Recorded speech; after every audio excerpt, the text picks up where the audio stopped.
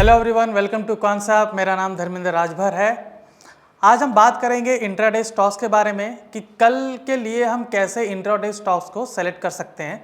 पहले हम डिस्कस करेंगे कि लोग क्या क्या परेशानी फेस करते हैं इंट्राडे स्टॉक सिलेक्शन में, फिर कैसे हम ये डिस्कस करेंगे कैसे हम उसको रेक्टिफाई कर सकते हैं, और हम ये भी देखेंगे कि क्या क्या मैकेनिज्म लोग यूज़ करते हैं किसी भी इंट्राडे स्टॉक को ढूंढने के लिए।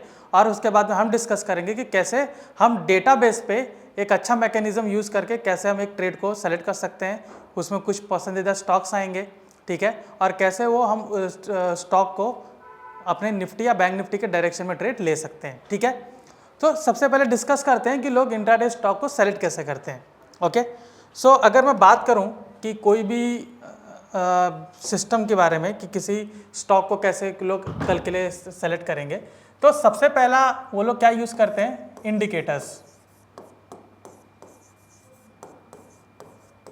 इंडिकेटर यूज़ करेंगे, ठीक है। दूसरा उनका कोई सेटअप होगा, ठीक है, पर्सनल सेटअप होगा जिसमें उनका कोई भी स्टॉक उसमें आता है। और तीसरा जो सबसे हम ये कह सकते हैं कि बहुत फेमस है, टिप्स, ठीक है।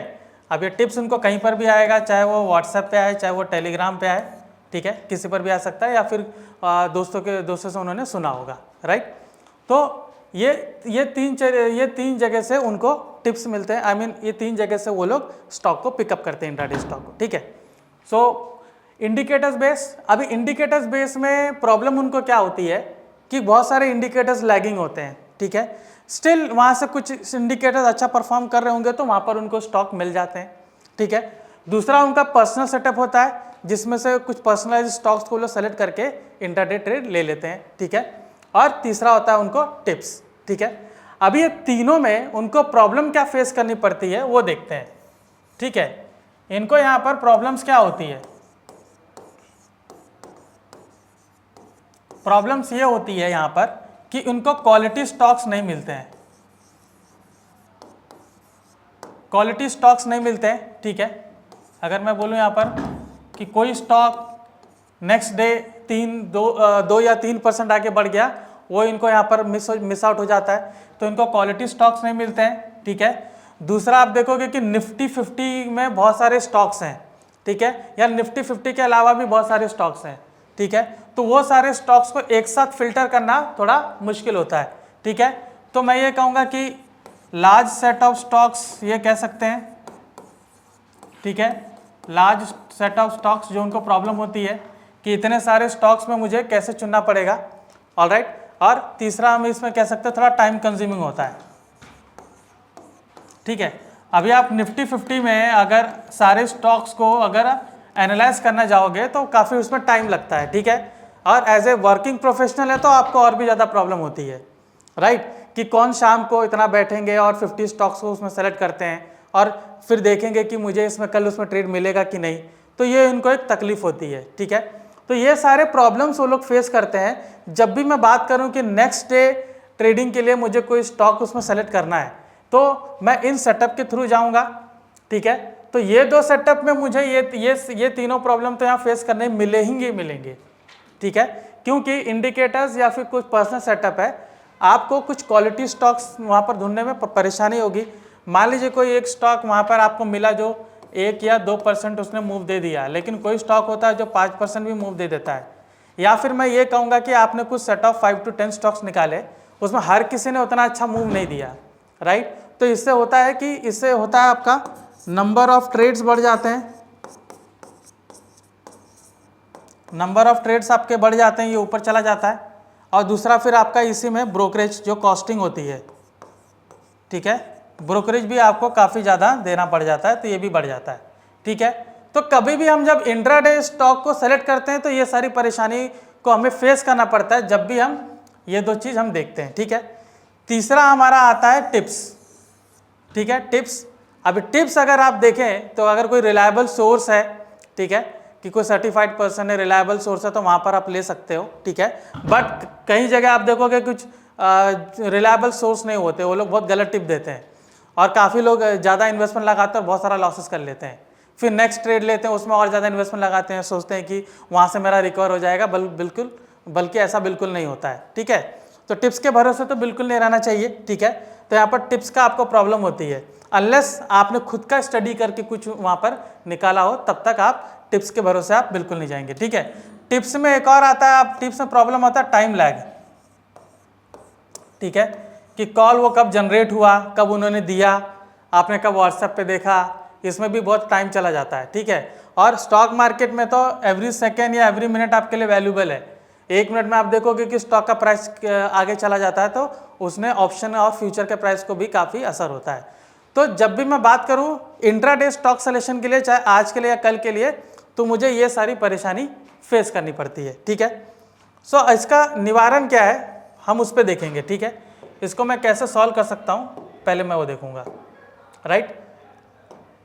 तो पहला तो ये है कि आपको खुद को स्टडी करना पड़ता है, पहला ये खुद को स्टडी करना पड़ता है। अब मुझे टाइम कम चाहिए, ठीक है, टाइम कम चाहिए कि मुझे कम टाइम में मैं कुछ चीज़ों को एनालाइज कर लूँ जहाँ से मुझे एक अच्छे स्टॉक मिल जाए। तो आपको 2 चीज़ चाहिए, डेटा, ठीक है, और दूसरा कोई टूल चाहिए जिसको आप इसी डेटा के साथ अलाइन करके एक अच्छा क्वालिटी स्टॉक आप निकाल सको, ठीक है, एक अच्छा क्वालिटी स्टॉक्स आप निकाल सको, राइट। सो क्वालिटी स्टॉक्स आपने निकाल लिया, डेटा और टूल भी निकाल लिया। अभी हम क्या करेंगे, ज़्यादातर जो स्टॉक्स जो भी इसमें से निकलेंगे उसको निफ्टी या बैंक निफ्टी से आप अलाइन करेंगे, क्योंकि जब मार्केट जब भी ट्रेंड पकड़ता है, ठीक है, या साइडवेज होता है या किसी भी डायरेक्शन में जाता है, तो जो स्टॉक्स उसको फेवर कर रहे हैं वही स्टॉक आपको अच्छा पैसा दे सकते हैं, अच्छा मूवमेंट दे सकते हैं, ना कि आप उनके अपोजिट डायरेक्शन वगैरह बैठे हो। तो इससे क्या होता है कि आपको डायरेक्शन आइडेंटिफाई करना जरूरी है,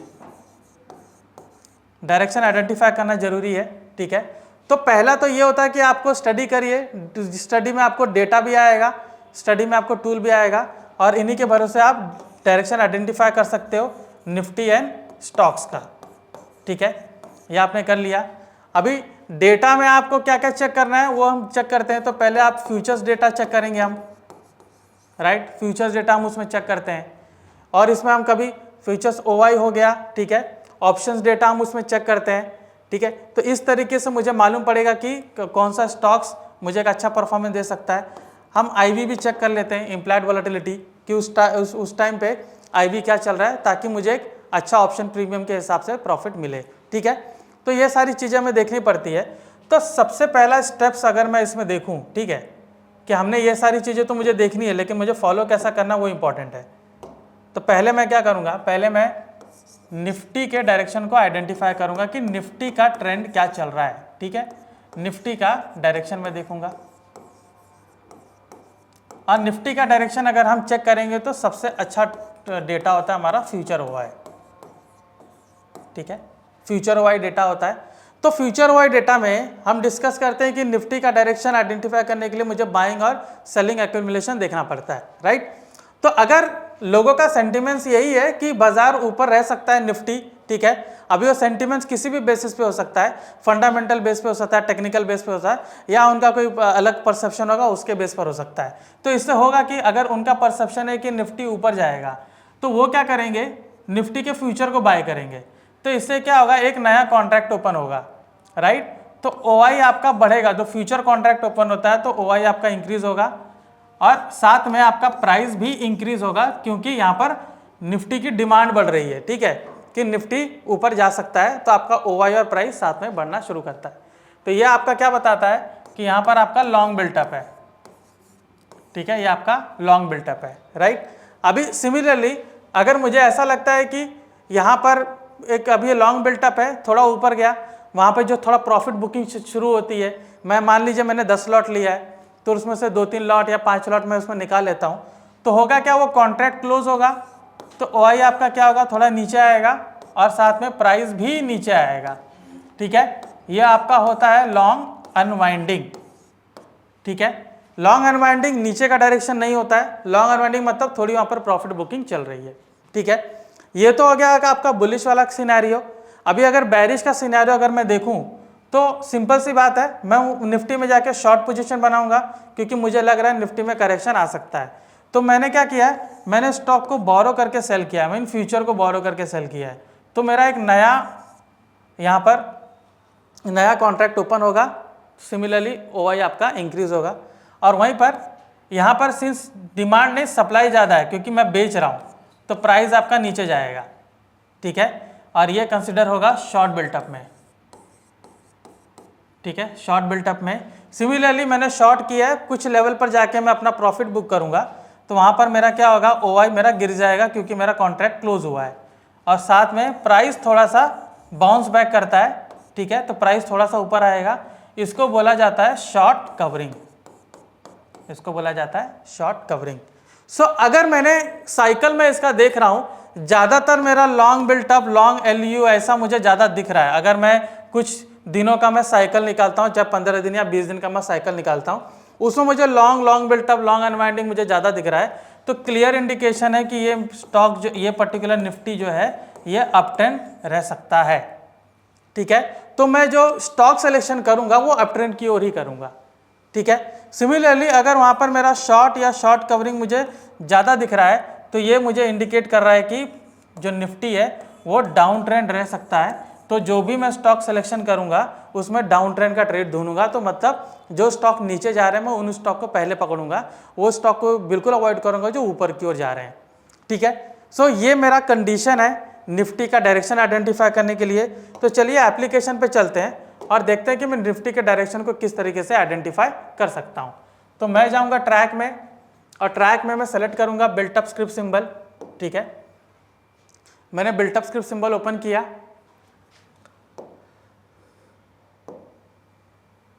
ओके, जस्ट अ मिनट।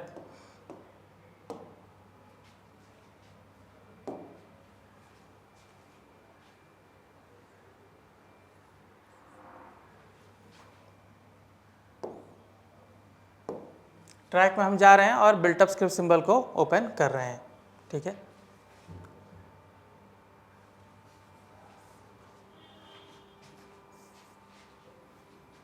यहाँ पर कट कर देना भाई, उंगली हो रहा है।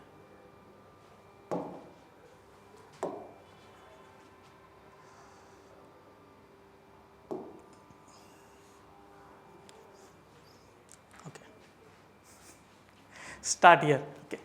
सो ये हमारा बिल्टअप स्क्रिप्ट सिंबल है, ठीक है। इसमें हम जाएंगे फ्यूचर वाई हिस्टोरिकल, ठीक है। अभी मैं बात करता हूँ निफ्टी की, तो चलिए यहाँ पर मैं निफ्टी एंटर करता हूँ, ओके। मैंने यहाँ पर निफ्टी एंटर किया और मुझे निफ्टी का डायरेक्शन आइडेंटिफाई करना है, ठीक है। सो निफ्टी मैंने सेलेक्ट कर लिया है। सो यहाँ पर आप देख सकते हो लास्ट 20 डेज का साइकिल है, और जहाँ पे मैंने आपको क्लियरली पहले मेंशन किया कि अगर मुझे लॉन्ग बिल्टअप ज़्यादा दिख रहा है तो इंडिकेट करता है कि निफ्टी अप ट्रेंड की ओर रह सकता है। तो राइट फ्रॉम देख सकते हो कि जून के एंडिंग से कैसे निफ्टी पूरा अपवर्ड डायरेक्शन बनाया और 1000 पॉइंट से ज़्यादा का इसने मूव दिया है। तो यहाँ से मुझे मालूम पड़ जाएगा कि लॉन्ग अनवाइंडिंग अगर कंडीशन ज़्यादा है तो निफ्टी अप ट्रेंड रहेगा, शॉर्ट कवरिंग कंडीशन ज़्यादा है तो निफ्टी डाउन ट्रेंड रहेगा। अभी मैं देखूंगा कि इसमें मुझे इंट्राडे ट्रेड कैसे मिल सकता है, ठीक है। तो इंट्राडे ट्रेड में देखिए जो निफ्टी का कंट्रीब्यूशन होता है, ठीक है, मतलब निफ्टी के अंदर जितने सारे स्टॉक्स रहते हैं वो उसको कंट्रीब्यूट करते हैं, राइट। स्टॉक्स कंट्रीब्यूशन रहता है,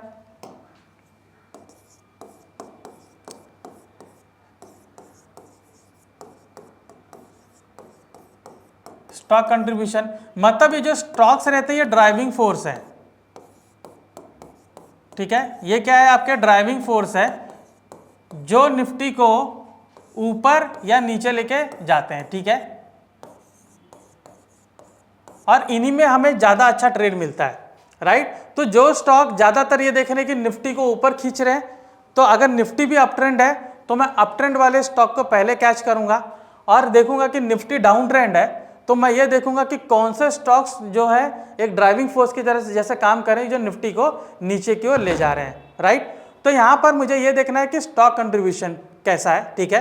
अभी स्टॉक कंट्रीब्यूशन जो होता है वो उसका वेटेड एवरेज के हिसाब से होता है जो हम प्राइस से कैलकुलेट करते हैं, तब जाके मुझे मालूम पड़ता है कि कितना पॉइंट्स उसने निफ्टी को कंट्रीब्यूट किया है, ठीक है। कितना पॉइंट्स यहाँ पर निफ्टी को कंट्रीब्यूट किया है और उसके बेसिस पर मैं देखूंगा कि मुझे उसमें ट्रेड लेना चाहिए कि नहीं, ठीक है। तो कुछ स्टॉक क्या करते हैं 2%, 3% का मूव आपको वहाँ पर देते हैं, ठीक है। और वो पॉइंट्स के हिसाब से कंट्रीब्यूट करता है, मतलब मान लीजिए निफ्टी अगर 100 पॉइंट्स ऊपर है तो उसमें से देखोगे कि जो अप ट्रेंड वाले स्टॉक्स हैं कुछ उनका 70, 80 ऐसा कुछ पॉइंट्स इसमें कंट्रीब्यूशन वहाँ पर आपको दिखेगा, ठीक है। कभी कभी आपको ये 100 का भी दिखता है, राइट। तो 80, 90 पॉइंट्स दिखेगा। तो अगर आप पूरे स्टॉक को कैलकुलेट करोगे निफ्टी 50 में से, जैसे मान लीजिए 30 स्टॉक्स अप ट्रेंड है, तो 30 स्टॉक्स का कैलकुलेट करोगे तो मोर देन 90% का जो वेटेज है वो इनको जाता है, ठीक है। कि आपका इतना परसेंट जो है, इतना जो पॉइंट्स है वो इन सारे स्टॉक्स ने इसको कंट्रीब्यूट किया है, ठीक है। तो चलिए देखते हैं कि हम उन स्टॉक को कहाँ पर पकड़ सकते हैं, ठीक है। तो मैं बात कर रहा हूँ इंडेक्स कंट्रीब्यूटर की। तो यहाँ पर ट्रैक में जाइए और index contribution of price and volume में आपको मिल जाएगा, ठीक है। तो यहाँ पे देखिए जैसे SBIN, ठीक है, Infy, TCS, NTPC, ONGC, ultra cement, ठीक है, बजाज ऑटो, ये सारे स्टॉक्स हैं जिन्होंने आज मोमेंटम अच्छे दिए और इन्होंने निफ्टी को ऊपर ले जाने में हेल्प की है। जो यहाँ पर आप निफ्टी को देख रहे हो कि इतना जो 100 पॉइंट्स का जो डिफरेंस है इन सारे स्टॉक की वजह से आ रहा है, ठीक है। अभी ये तो डेटा है आज का कि 15 राइट फ्रॉम 9:15 से कौन से स्टॉक ने दिया है। अभी मान लीजिए मुझे देखना है कि फ्राइडे को चेक करना है, राइट। आज मंडे, फ्राइडे को मैं चेक करूँगा कि मंडे कौन सा जा सकता है, या मैं आज चेक करूँगा कि कल कौन सा जा सकता है, ठीक है। तो मान लीजिए अभी मैं आपको डेटा दिखा देता हूँ, ठीक है। मैं यहाँ से डेट चेंज कर सकता हूँ, राइट। तो मैंने पहले 15 का किया था, अभी मैं देखूंगा कि 12 से किसका ज़्यादा कंट्रीब्यूशन चल रहा है, राइट। तो मैंने यहाँ पर 12 से चेक किया, तो यहाँ पर आप देख सकते हो कि पहला मेरा TCS आ रहा है, फिर मेरा इन्फोसिस, SCL, SBIN सब आ रहा है, ठीक है। तो चलिए यहाँ पर देखते हैं। अभी जैसे SCL टेक और इन्फोसिस आप देख सकते हो 4% गया है और TCS 6% ऊपर है, राइट। तो मैं TCS को एक बार देख लेता हूँ, ठीक है, कि TCS के चार्ट ने कैसा परफॉर्म किया है, फिर हम इन्फोसिस पर आएंगे, फिर SCL टेक पर जाएंगे, ठीक है। तो जो क्वालिटी स्टॉक की बात कर रहा था वो मेरे सामने यहाँ पर क्वालिटी स्टॉक्स हैं कि राइट फ्रॉम बिगिनिंग यहाँ पर मुझे 3-4 स्टॉक मुझे दिख रहे हैं, ठीक है।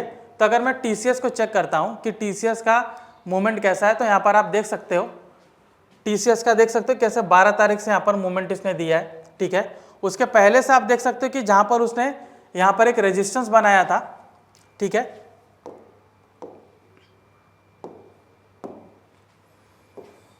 यहाँ पर आप देख सकते हो कि रेजिस्टेंस बनाया था, अच्छा खासा रेजिस्टेंस था, जिसको मॉर्निंग में उसने ब्रेक किया और जाके इसने मुझे फ्राइडे को एक अच्छा यहाँ पर टारगेट दिया, ठीक है।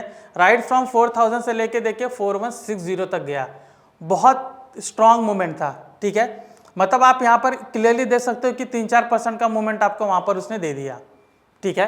तो इस तरीके का स्टॉक आपको इंडेक्स कंट्रीब्यूशन से मिल सकता है। अभी हम चेक करते हैं यहाँ पर SBI का, ठीक है, फिर हम चेक करेंगे इन्फोसिस का।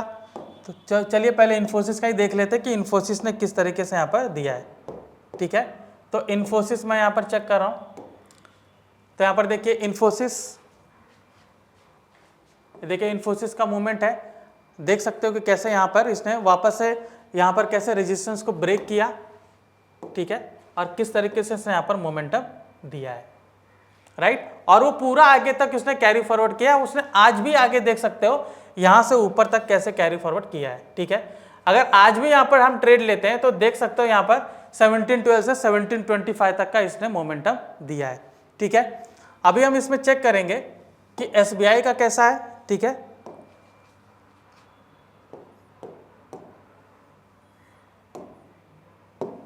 राइट, सो यहाँ पर देख सकते हो SBI का, ठीक है। सो SBI का देखिए 12 को वहाँ पर 12 को हमने ट्रेड लिया, ठीक है। 12 को उसने मोमेंटम नहीं दिया, लेकिन आज पूरा मोमेंटम ऊपर गया हुआ है, ठीक है। तो मान लीजिए कि हमने इसको 12 को डेटा देखा, ठीक है, 12 को इसमें हमारा ट्रेड वहाँ पर बना, लेकिन 12 को हम देख सकते हैं कि पूरा यहाँ पर इसने रेजिस्टेंस बनाया, ठीक है। तो जब मैं स्टॉक सिलेक्शन की बात कर रहा हूँ तो मैं इसको क्या करूँगा, 12 को मैंने यहाँ पर मार्क कर लिया कि एक अच्छा रेजिस्टेंस है, ठीक है। और इसको अगर नेक्स्ट डे ब्रेक करता है तो मुझे इसमें ट्रेड बनाना चाहिए, ठीक है। तो यहाँ पर मैंने देखा कि इंडेक्स कंट्रीब्यूशन में ये स्टॉक का जो कंट्रीब्यूशन है वो काफ़ी अच्छा है, राइट। तो और निफ्टी भी अप ट्रेंड है, तो ज़्यादातर मैं अप ट्रेंड वाले स्टॉक देखूंगा। तो SBI आप देख सकते हो कि कैसे रेजिस्टेंस को ब्रेक करके ऊपर आज के दिन में राइट फ्रॉम 864 से 877 चला गया, ओके।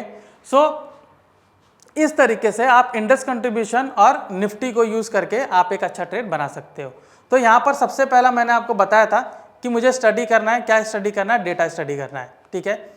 डेटा से मैं ये पता करूँगा कि निफ्टी का ट्रेंड क्या चल रहा है, ठीक है, कि निफ्टी अप ट्रेंड है कि डाउन ट्रेंड है, ठीक है। बाद में मैं टूल को यूज़ करूँगा, जो मैंने फ्यूचर का मैंने टूल यूज़ किया, फ्यूचर डेटा के हिसाब से मैंने निफ्टी का ट्रेंड पता किया, और इंडेक्स कंट्रीब्यूशन के हिसाब से डेटा मुझे ये कह रहा है कि कौन से सारे स्टॉक्स जो हैं वो अपवर्ड का डायरेक्शन दे रहे हैं, मतलब इंडेक्स को कंट्रीब्यूट कर रहे हैं, ठीक है। ज़्यादा से ज़्यादा परसेंटेज वाले जो स्टॉक्स हैं मैं उनको देखूंगा। तो शुरुआत के जो मैंने 3-4 स्टॉक मैंने आपको दिखाए, वो 3-4 स्टॉक में देख सकते हो कि सब में ऊपर बना हुआ है, ठीक है, सब में ऊपर बना हुआ है। भले यहाँ पर आप देख सकते हो कि एक यहाँ पर निफ्टी ने SBI ने काफ़ी अच्छा दिया, वहाँ पर इन्फोसिस और वो सब ने कल से लेके आज तक में अच्छा दिया, ठीक है। अभी अगर यहीं पर फर्दर अगर आप स्टॉक को एंटर करेंगे तो आपको बाकी स्टॉक के भी दिखेंगे कि किस तरीके से उसका मोमेंटम है, ठीक है। बाकी स्टॉक का भी आपको दिखेगा कि कैसा यहाँ पर उसने मोमेंटम किया है, ठीक है। अभी खैर ये तो गैप अप हुआ है तो इसको हम अवॉइड करेंगे, राइट, क्योंकि मुझे यहाँ पर ब्रेक के आगे आसपास जाना चाहिए। गैप अप और गैप डाउन को ऑलवेज अवॉइड करो, जब भी ट्रेड बनता है तो गैप अप गैप डाउन को उसमें अवॉइड करना चाहिए, ठीक है। तो अभी हम देखेंगे कि बाकी इंडेक्स कंट्रीब्यूशन में और क्या हम उसको देख सकते हैं, ठीक है। तो ये सारे स्टॉक्स का मोमेंटम है, हमने ITC को भी देखा, ठीक है। ITC का आप देख सकते हो, अगर ITC को मैं चेक करूँ और NTPC को, ठीक है, तो NTPC और ITC को एक बार चेक करते हो तो यहाँ पर देख सकते हैं कैच 15 है, यहाँ पर कैसे इस तरीके यहाँ पर रेजिस्टेंस बनाया हुआ और इसको यहाँ पर आगे पूरी तरीके से ऊपर ब्रेकआउट किया है, ठीक है। तो अगर मैं प्रीवियस डे की मैं बात करूँ कि प्रीवियस डे को अगर मैं रेजिस्टेंस कंसिडर करके उसका जो हाई उसने बनाया है, अगर मैं उसको कंसिडर करके ट्रेड लेता हूँ तो किस तरीके से यहाँ पर मुझे ट्रेड बना हुआ है, ठीक है।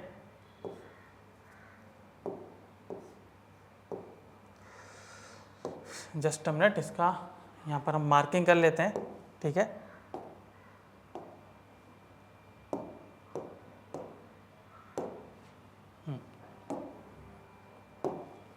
राइट, ठीक है। सो यहाँ पर आप देख सकते हो कि एक अच्छा रेजिस्टेंस था जिसको आज मॉर्निंग में यहाँ पर ब्रेक किया TCS ने, ठीक है, आई एम सॉरी NTPC ने, राइट फ्रॉम 382 इसने हाई किया 388, ठीक है। तो यहाँ पर भी आप देख सकते हो कि इसने ऑलमोस्ट 2% का मूव इसने दिया है, ठीक है। तो जैसे SBI ने मूव दिया वैसे ही आपको यहाँ पर NTPC ने दिया, ठीक है। ITC को चेक करेंगे तो उसने भी दिया है, और TCS इन्फोसिस हमने स्टार्टिंग में देख लिया।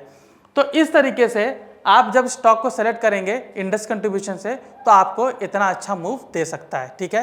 सो हमने स्टडी किया कि कैसे जो निफ्टी है उसका डायरेक्शन क्या है, और उसी डायरेक्शन में जो स्टॉक चल रहे हैं हम उन्हीं स्टॉक को पकड़ेंगे, वो भी इंडेक्स कंट्रीब्यूशन से, ओके। सो ये था हमारा सेशन कि कल के लिए हम कैसे इंट्राडे वाला स्टॉक सेलेक्ट कर सकते हैं। हम सिर्फ देखेंगे कि कौन सा मूवमेंट चल रहा है और कहाँ पे सपोर्ट और रेजिस्टेंस है, तो कल जाके जब वहाँ पर ऊपर ब्रेकआउट करेगा तो मैं वहाँ पर ट्रेड ले सकता हूँ। आप फ्यूचर डेटा में चेक कीजिए कि इसमें भी लॉन्ग बिल्टअप है आज के दिन में, तो हम उसमें लॉन्ग बिल्टअप के हिसाब से ट्रेड ले सकते हैं। सो और भी ऐसे जानकारीपूर्ण तत्व जानने के लिए कॉन्सेप्ट से जुड़े रहिए। प्लीज़ इस वीडियो को अगर आप पसंद किया है तो आप इसको लाइक एंड शेयर कीजिए। धन्यवाद।